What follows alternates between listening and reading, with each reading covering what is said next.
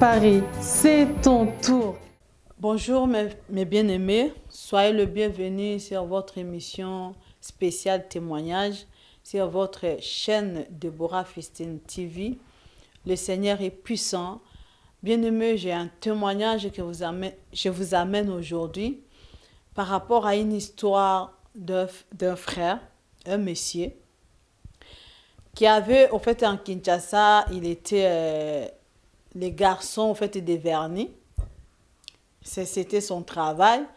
Et il avait une place là où il faisait chaque semaine, il faut qu'il passe là-bas pour arranger les ongles de cette maman qui avait un dépôt, un dépôt de boissons. Et à chaque fois, comme là, les messieurs, ils cherchaient les chemins pour venir en Europe, il cherchait son argent. Un jour, il a trouvé la dame qui l'appelle, il commençait à faire des ongles, tout ça. Et la dame, il s'est dormi. Au moment que la dame a dormi, le monsieur a pris le sac de la dame, il a ouvert, il a trouvé l'argent dedans, il a pris beaucoup de l'argent. Et le monsieur, il est sorti Kinshasa pour venir en Angola.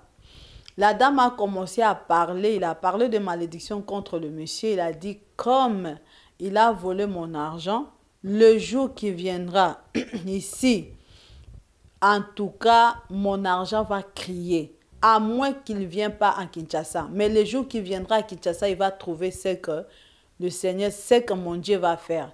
Comme on dit dans Galates, ce que l'homme a semé, il moissonnera. Bien-aimé, tu peux faire du mal. Sache qu'un jour, le mal que tu fais, ça va t'attraper un jour. Le monsieur est venu en Angola. Il a fait les démarches. Ça a marché. Il est venu en Europe.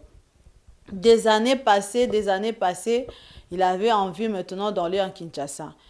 Et pour faire le business, le monsieur a tout oublié ce qu'il a fait pour la dame. Quand le monsieur était arrivé en Kinshasa, un jour comme ça, il était vers le Kassavou. Il avait son sac avec l'argent, avec ses papiers, tout ça. Il y a quelqu'un qui passait avec le moto comme ça. Ils ont retiré son sac qui est tout dedans. Ils sont partis. Et il n'avait même pas un franc au fait de faire des démarches. Sa femme qui m'appelle, il dit, Maman Déborah, regarde ce qu'il est arrivé à mon mari là-bas à Kinshasa, tout ça. Je dis, bon, on va prier pour savoir parce que ce n'est pas normal. Peut-être ils ont envoyé quelqu'un, on ne sait pas. On a prié avec le groupe d'intercession, on a prié. Le Seigneur nous révèle que non, le Messie, il paye ce qu'il a fait à une dame. L'histoire que je vous raconte, c'est l'histoire de le Saint-Esprit qui nous a donné cette histoire. Le Seigneur nous parle de cette histoire que le Messie il a volé l'argent d'une dame, comme je viens de raconter l'histoire. Et c'est pour cela la malédiction attrape le Messie. Et le monsieur, comme aussi, il était dans une famille qui avait des problèmes. Donc, sa famille aussi, ils ont rentré dans cette histoire. Au moment qu'on est en train de prier, le Seigneur nous montre que demain, donc, il faut qu'il rentre, qu'il faut qu'il parle à l'ambassade pour aller faire la déclaration de ses papiers. Comme ça, l'ambassade peut lui donner quelque chose pour venir en Europe. Donc, quand j'ai dormi, le Seigneur nous montre que dans son placard, donc il y avait son oncle aussi, son papa aussi, sa maman, au fait, qui ne voulait pas, au fait, qu'il puisse arriver, qu'il puisse réussir dans sa vie. Il dit que ça fait longtemps qu'il est venu en Europe, il n'a jamais envoyé l'argent, mais comme il est à Kinshasa, il ne peut plus retourner donc en Europe. Et ça fait, et le parole de ses parents et la parole de cette dame à qui il a volé l'argent, ça a croisé et ça fait boum dans la vie de la personne. Bien-aimé, par la grâce de Dieu, notre Dieu, il est puissant parce qu'il révèle. Il révèle à qui il veut, il peut parler à qui il veut. Au moment que nous parlons, le Seigneur dit demain qu'il ne puisse pas partir avec aucun membre de sa famille. Et le Seigneur nous montre, il y a un esprit maintenant qui a mis ses chaussures, au fait, ses habits, qui va se présenter devant l'ambassade. C'est-à-dire, quand ils vont lui donner des papiers, ça ne sera pas les photos de monsieur, mais ça sera les photos d'un esprit. Parce qu'il y a beaucoup de gens qui vont à Kinshasa comme ça. Dès qu'il arrive en jean, on lui dit, ce n'est pas toi. Bien aimé, c'est un changement. La nuit, l'ennemi est venu, il a changé, au fait, ta vie avec sa vie.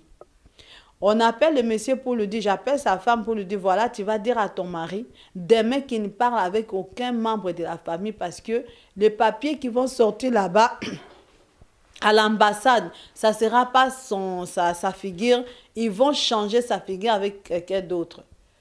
Nous avons continué à prier, c'était difficile. Parce que le monsieur en question, il ne connaît même pas Dieu. Donc, c'était des prières de sa femme qui l'a sauvé. Et la parole de cette femme qui l'a volé l'argent, là, en train de crier qu'il ne pourrait plus retourner en Europe. Bien aimé, nous avons pris le temps de prier pour le monsieur.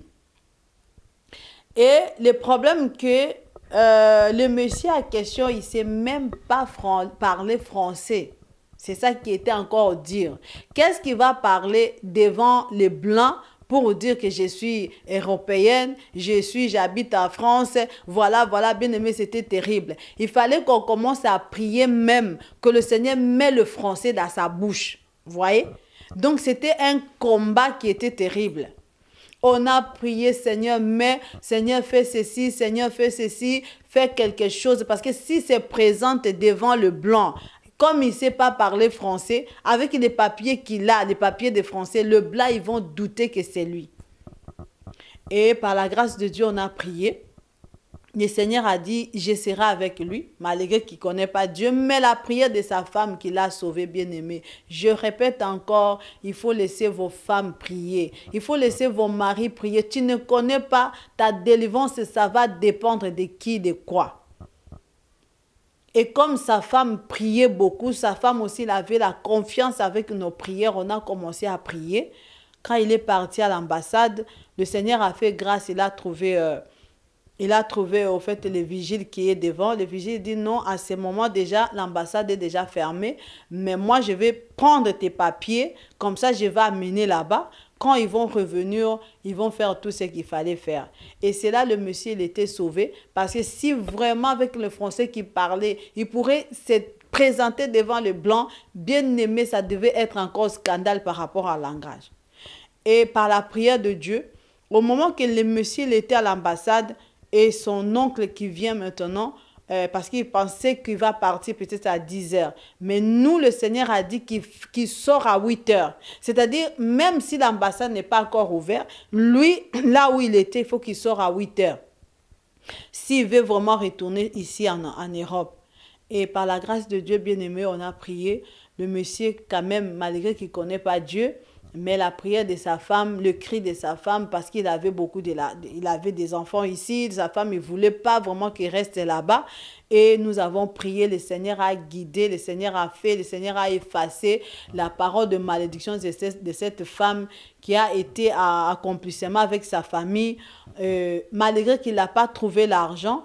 Après, sa femme, il a fait tout de envoyer encore l'argent à Kinshasa pour qu'il puisse payer le billet. Et nous avons eu la victoire, mes bien-aimés. Je voulais dire à quelqu'un, bien-aimé, il faut faire que le bien dans la vie. Si même tu trouves quelqu'un qui a l'argent, son argent, la personne a travaillé. Vous voyez, si sa femme ne connaissait pas Dieu, aujourd'hui, cet homme devait rester pour du bon à Kinshasa à cause des escroqueries. C'est ça, je voulais dire qu'il y a beaucoup de maladies, il y a beaucoup de problèmes, les gens en train de souffrir. Bien aimé, il faut que tu t'examines toi-même.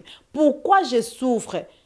Des fois, on donne on est en train de parler des pasteurs. Oh, je suis parti de pasteur en pasteur, d'église à l'église. Il faut d'abord t'examiner toi-même.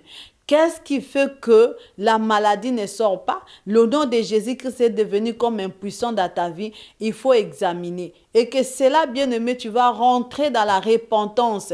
Parce que la repentance, elle est très nécessaire. Toi qui cherches la délivrance, mais tu ne veux pas te repentir. Toi, tu cherches la délivrance, mais tu es toujours dans l'impudicité. Tu cherches la délivrance, mais tu es toujours dans l'escroquerie. Bien-aimé, c'est pour cela, vous voyez, oh, les pasteurs, ils ne sont pas forts. Oh, j'ai fait ceci. Non, c'est par rapport à ton comportement. Le péché reste le péché. Le péché va toujours t'amener dans l'objectif du diable afin que le diable puisse faire ce qu'il a signé dans ta vie. Si tu veux être délivré, je te demande, mon bien-aimé, ma bien-aimée, commencer par la repentance. C'est très important parce que ce qui nous a séparés avec Dieu, c'était le péché. Donc, il ne faut pas chercher d'accuser quelqu'un, d'accuser le pasteur. Non, le pasteur, il est pour rien. C'est Dieu qui délivre. Est-ce que tu connais Jésus-Christ? Est-ce que tu as reçu Christ comme Seigneur et Sauveur? Est-ce que tu es sûr que c'est que quand tu vas à l'église, tu vas pour la gloire de Dieu? Parce que les gens cherchent la délivrance. Mais la réussite de la délivrance, c'est Jésus qui amène. C'est le Saint-Esprit. Il faut chercher à te communiquer avec le Saint-Esprit, de connaître que le Christ est venu sur la terre, te délivrer d'abord. La première délivrance bien-aimée dans la vie de quelqu'un, c'est le péché. Dès qu'une femme, un homme de Dieu, une chrétienne ou chrétienne, tu te sépares avec le péché, quelle que soit la maladie qui est dans ta vie, Dieu va te guérir parce que peut-être il y a d'autres maladies qui sont soutenues par le péché. Autant que le péché reste en toi, la maladie aussi va être nourrie par le péché. Quand tu vas abandonner le péché, même si le pasteur ne prie pas pour toi, bien aimé, tu vas être guéri.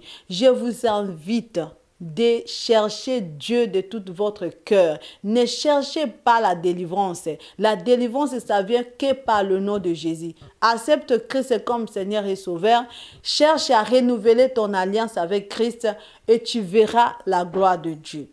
Voilà, c'est ce que vraiment je voulais vous exhorter, que le nom de notre Seigneur soit élevé dans votre vie. Toi qui me suis, bien-aimé, partagez avec les gens qui sont tout autour de toi. Partagez ces vidéos avec les gens que tu aimes, même les gens que tu n'aimes pas. Parce que nous ne sommes pas là. Quand tu cherches la délivrance, il faut aimer tout le monde. Il faut aimer tout le monde.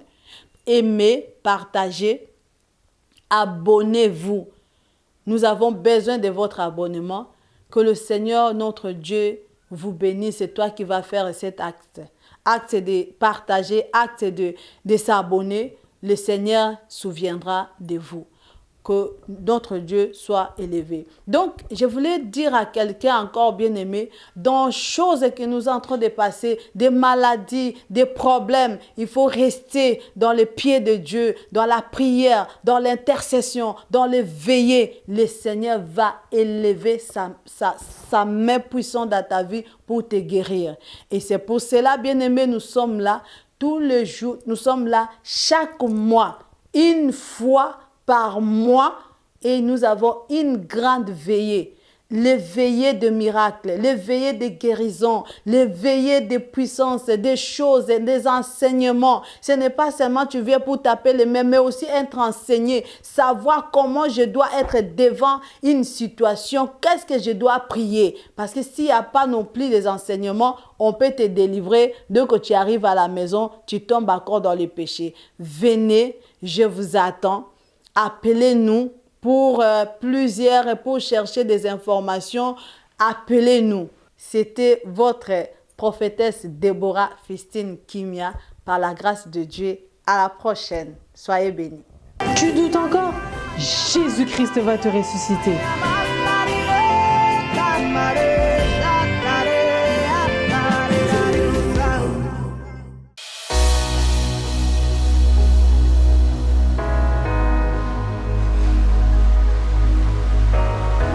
Bienvenue au Centre chrétien Le Tabernacle, lieu de formation et de transformation. Retrouvons-nous tous les mardis de 18h30 à 20h30 pour l'étude biblique et tous les mercredis pour l'intercession générale de 18h30 à 20h30 intitulée « Invoque-moi ». Tous les vendredis, nous nous retrouvons pour notre culte des vainqueurs de 19h juste à 21h juste et les dimanches pour notre culte d'adoration de 10h à 13h30.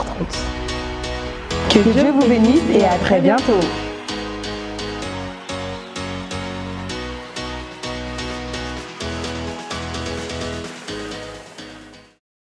Donc bienvenue à Déborah Festi TV, je vous encourage fortement à suivre. C'est l'une des meilleures chaînes de la chrétienté ici en Europe. Suivez et abonnez-vous surtout et Dieu ne manquera pas de vous bénir à travers cette chaîne.